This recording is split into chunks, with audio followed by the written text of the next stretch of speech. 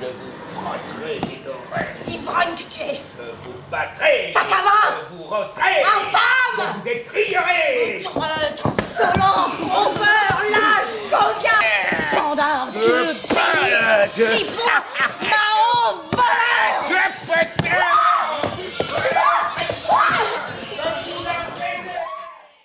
Vous ne pouviez pas vous mieux adresser pour rencontrer ce que vous cherchez? Nous avons ici un homme, le plus merveilleux homme du monde pour les maladies désespérées. Et de grâce, où pouvons-nous le rencontrer? Vous le trouverez maintenant vers ce petit lieu que voilà qui s'amuse à couper du bois. Un médecin qui coupe du bois? Qui s'amuse à cueillir des simples, vous voulez dire? Non, c'est un homme extraordinaire qui se plaît à ça. Je vous donne avis là-dessus, que vous n'en viendrez point à bout qu'il n'avouera jamais qu'il est médecin s'il se le met en fantaisie. Que vous ne preniez chacun un bâton et ne le réduisiez à force de coups à vous confesser à la fin ce qu'il vous cachera d'abord. C'est ainsi que nous en usons quand nous avons besoin de lui. Tétigué, voilà justement l'homme qu'il nous fallait. Allons vite le chercher. Alors, c'est assez de travailler pour un coup.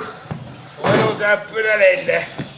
Voilà un bois qui est salé comme tous les diables. Qu'ils sont doux, bouteille mamie, qu'ils sont doux, vos petits glou-glou. Oh, ma petite fréponne, que je t'aime, mon petit bouchon. Ah, bouteille mamie, pourquoi vous ridez-vous? Bouteille mamie, que diable à qui en veulent ces gens-là? C'est lui, assurément. Le voilà tout craché comme on nous l'a défiguré. Et consulte en me regardant, quel dessin aurait-il? Monsieur, n'est-ce pas vous qui vous appelez Sganarelle? Hein? Je vous demande si ce n'est pas vous qui se nomme Sganarelle. Oui et non, ça dépend de ce que vous lui voulez, hein. Nous ne voulons que lui faire toutes les civilités que nous pourrons. En ce cas, c'est moi qui se nomme Sganarelle. Ah, monsieur, nous sommes ravis de vous voir. On nous a adressé à vous pour ce que nous cherchons. Et nous venons implorer votre aide, dont nous avons besoin. Si c'est quelque chose qui dépend de mon petit négoce, je suis tout prêt à vous rendre service. C'est trop de grâce que vous nous faites, monsieur, mais s'il vous plaît, couvrez-vous. Le soleil pourrait vous incommoder. Monsieur, boutez dessus. Voilà des gens bien pleins de cérémonies. Il ne faut pas trouver étrange que nous venions à vous. Les habiles gens sont toujours recherchés. Et nous sommes instruits de votre capacité. Il est vrai, messieurs, que je suis le premier homme du monde pour faire des fagots. Monsieur, nous savons les choses. Je les vends sans dissol le sang. Enfin, c'est se moquer. Non, je ne me moque point, je n'en puis rien rabattre. Faut-il, monsieur, qu'une personne comme vous s'amuse à de grossières feintes, s'abaisse à parler de la sorte? Qu'un homme si savant, un fameux médecin comme vous êtes, veuille se déguiser aux yeux du monde et tenir enterré les beaux talents qu'il a? Comment? Pour qui me prenez-vous? Pour ce que vous êtes, pour un grand médecin. Mais médecin vous-même. Je ne le suis pas, je ne l'ai jamais été. Voilà sa folie qui le tient. Monsieur, ne veuillez point nier les choses davantage et n'en venons pas, s'il vous plaît, à de fâcheuses extrémités. À quoi, s'il vous plaît? À de certaines choses dont nous serions marrés. Venez-en à tout ce qui vous plaira. Je ne suis pas médecin et je sais pas ce que vous voulez dire. Je vois bien qu'il faut se servir du remède.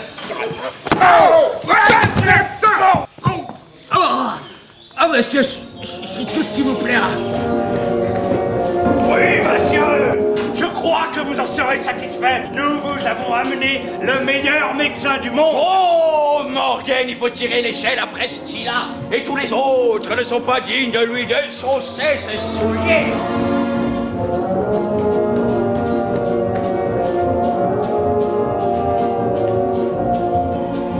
Oui, il aime à bouffonner. Et l'on dirait parfois, ne vous en déplaise, qu'il a quelques coups de hache à la tête. Il est un peu capricieux, comme je vous ai dit, hein. Oui, mais dans le fond, il est tout science. Et bien souvent dit des choses tout à fait relevées.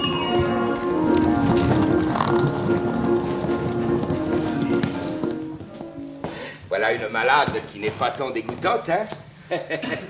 Je tiens qu'un homme bien sain s'en accommoderait assez.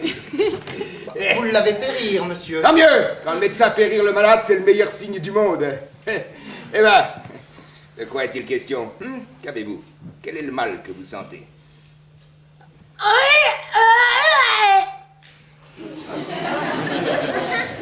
Hein? Que dites-vous? Comment? Je ne vous entends pas, quel diable de langage est-ce là? Monsieur, c'est là son mal. Elle est devenue maître. Sans que jusqu'ici, on en ait pu savoir la cause. Et c'est un accident qui a fait reculer son mariage. Ben pourquoi? Celui qu'elle doit épouser veut attendre sa guérison pour conclure les choses. Mais qui est ce faux là qui veut pas que sa femme soit muette, plus à Dieu? Que la mienne de cette maladie, je me garderais bien de vous la guérir. Enfin, nous vous prions d'employer tous vos soins afin de la soulager de son mal. Ne mettez pas en peine. Dites-moi un peu. Ce mal l'oppresse-t-il beaucoup? Oui, monsieur. Tant mieux. Sent-elle de grandes douleurs? Fort grande. C'est fort bien fait. Va-t-elle où vous savez? Oui. Copieusement? Je n'entends rien à cela, La matière est-elle louable? Je ne me connais pas à ces choses. Donnez-moi votre bras. Voilà un pouls qui marque que votre fille est muette. Voyez comme il a deviné sa maladie. Un autre aurait été embarrassé. Ah, vous eûtes été dire, c'est ceci, c'est cela. Mais moi, je touche au but du premier coup. Et je vous apprends que votre fille est muette. Ah oui, mais je voudrais bien que vous me puissiez dire d'où cela vient. Il n'y a rien de plus aisé, ça vient de ce qu'elle a perdu la parole. Fort bien, mais la cause, s'il vous plaît, qui fait qu'elle a perdu la parole. Nos meilleurs auteurs vous diront que c'est l'empêchement de l'action de sa langue. Mais encore, vos sentiments sur cet empêchement de l'action de la langue. Aristote là-dessus dit de fort belles choses. Je le crois. C'était un grand homme. Sans doute. Grand homme tout à fait. Un homme qui était plus grand que moi de tout cela. Pour en venir donc à notre raisonnement, je tiens que cet empêchement de l'action de sa langue est causé par de certaines humeurs, qu'entre nous autres savants nous appelons humeurs pécantes. Oui, pécantes, oui, c'est-à-dire humeurs pécantes. D'autant que les vapeurs formées par les exhalaisons des influences qui s'élèvent dans la région des maladies, venant pour ainsi dire à...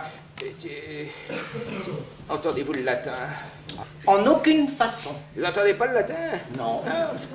Capricias arcituram catalamus singulariter, nominativo aec musa la muse, bonus bona bonum, deus sanctus, esne oratio latinas, etiam oui, quare, pourquoi, quia substantivo et adjectivum, concordat in generi numerum et casus.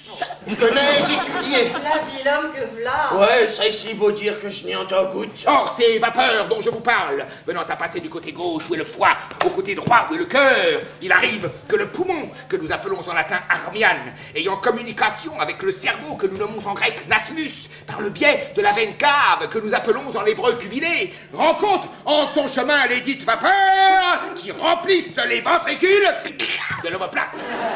Et parce que les dites vapeurs, comprenez bien ce raisonnement, je vous prie, parce que les dites vapeurs ont une certaine malignité, écoutez bien ceci, je vous conjure, Oui. ont une certaine malignité qui est causée par... Mais soyez attentifs, s'il vous plaît. Je le suis. Qui est causée par l'âpreté des humeurs engendrée de la concavité du diaphragme. Il arrive que ces vapeurs, ottavandus de quis terre, potarinum cuxalinus. Et voilà justement ce qui fait que votre fille est muette. Oh, que c'est bien dit, notre homme. Il n'y a qu'une seule chose qui m'a choqué. C'est l'endroit du foie et du cœur. Il me semble que vous les placez autrement qu'ils ne sont, que le cœur est du côté gauche et le foie du côté droit. Ah oui, ça a été autrefois ainsi, mais nous avons changé tout cela. Nous faisons maintenant la médecine d'une méthode toute nouvelle. C'est ce que je ne sais pas. Je vous demande pardon de mon ignorance. Il n'y a pas de mal, vous n'êtes pas obligé d'être aussi malin que nous, hein? Assurément. Et que croyez-vous qu'il faille faire à cette maladie? Et je crois qu'il faille faire. Oui. Mon avis, c'est qu'on la remette au lit. Et qu'on lui fasse prendre pour remède quantité de pain trempé dans du vin. Pourquoi cela, monsieur? Dès qu'il y a dans le pain et le vin mêlés ensemble une vertu sympathique qui fait parler. Ne voyez-vous pas qu'on nous donne autre chose à manger aux perroquets qu'ils apprennent à parler en mangeant de cela? Oh, le grand homme! Dites quantité de pain et de vin. Je reviendrai voir ce le soir en quel état elle sera.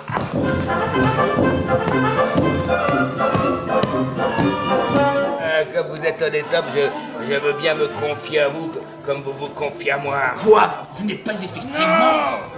Ils m'ont fait médecin malgré mes dents. Je m'étais jamais mêlé d'être aussi savant que cela. Toutes mes études n'ont été que jusqu'en 6e. Je sais pas sur quoi cette imagination leur est venue, hein.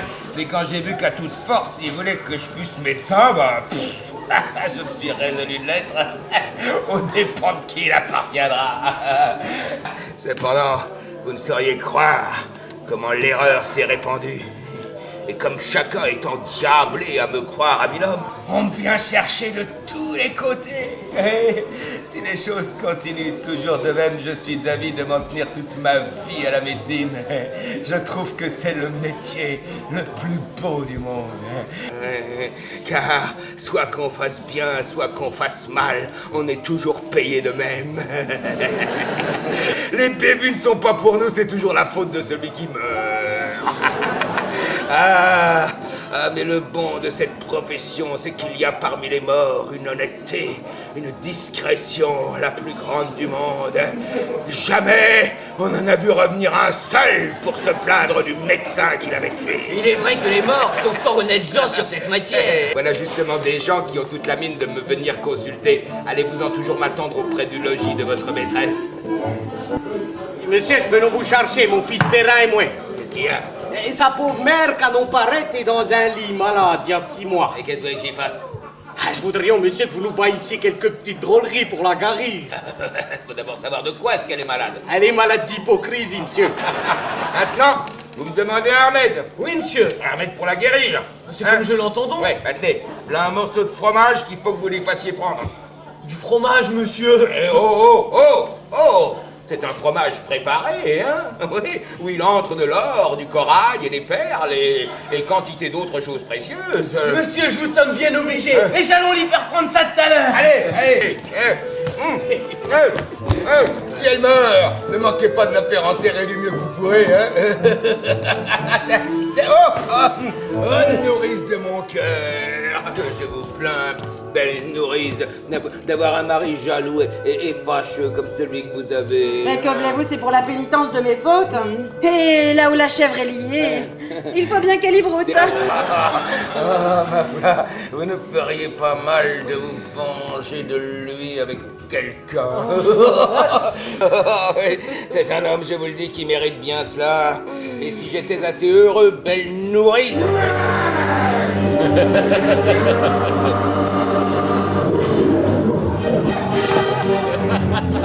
You don't have to put on that red light.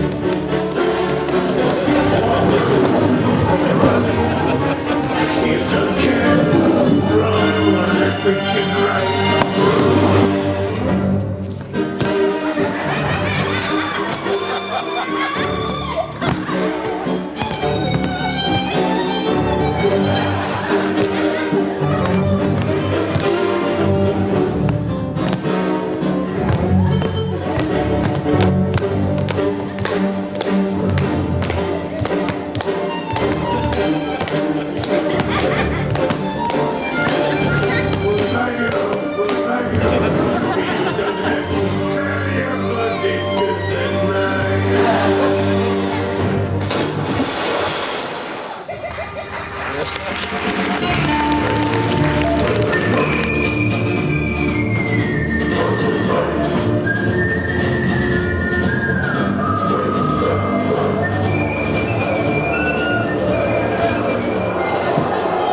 Mon pauvre mari, est-il bien vrai qu'on va te pendre? Ah, tu vois? Enfin, faut-il que tu te laisses mourir en présence de tant de gens? Qu'est-ce que tu veux que j'y fasse?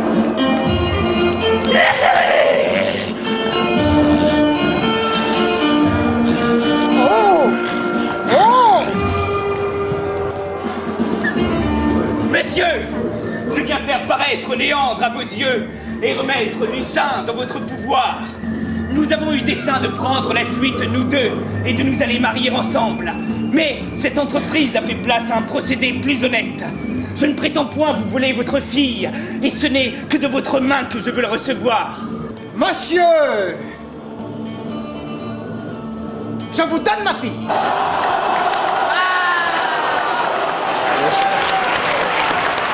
La médecine l'a échappé belle. La volta en una fiera sin canina